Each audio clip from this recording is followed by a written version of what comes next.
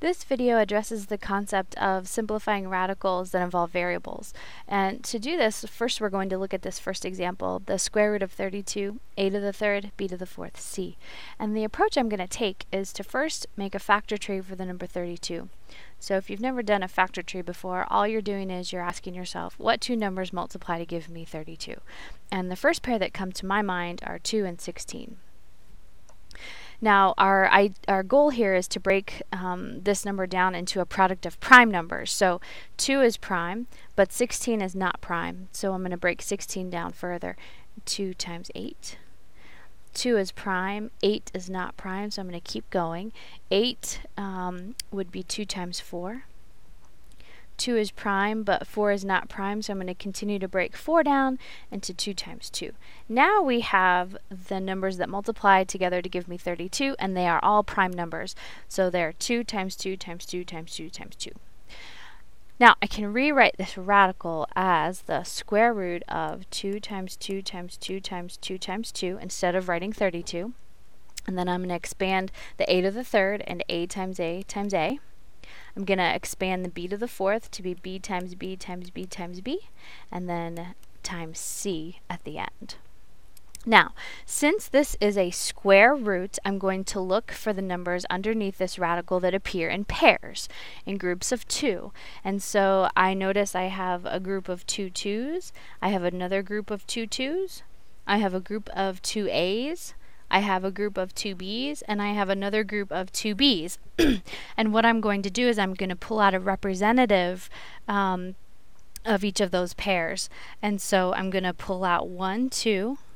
I'm going to pull out another 2. I'm going to pull out an a, and so on. And so here's what it's going to look like. On the outside of this square root, I pull out a 2, I pull out another 2 to represent both of those pairings, I pull out an A to represent the pair of A's, I pull out a B to represent this pair of B's, and then I pull out another B to represent that second pair of B's. And underneath the square root, what do I have left? I have a 2, an A, and a C. So I'm going to write 2 times A times C underneath that square root. Now, to simplify the number, the expression out here in front, I would have 2 times 2, which is 4, and then a, and then b squared, and underneath that radical I would have 2 times a times c, and that is the final answer when you're simplifying radicals. So we can take the same approach with this second example. I have the cube root of 16, a to the fourth, b to the fifth, c to the third. I'm going to create a factor tree for 16. Two numbers that multiply to be 16 are 2 and 8. 2 is prime, but 8 is not, so I'm going to keep going with 2 times 4. 2 is prime, but 4 is not, so I'm going to keep going with 2 times 2. And so we have that 16 is equal to 2 times 2 times 2 times 2. So I'm going to rewrite this radical as the cube root of 2 times 2 times 2 times 2. Now I'm going to expand the variables. I have a to the fourth, so a times a times a times a.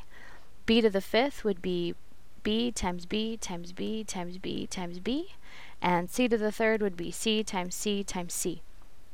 Now, the only difference between the second example and the first example is that I'm going to look for groups of 3, since we have a cubed root.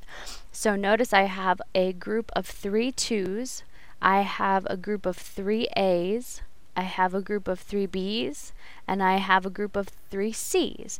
So I'm going to pull out one representative for each group, which means I'm going to pull out a 2, I'm going to pull out an A, I'm going to pull out a B, and I'm going to pull out a C.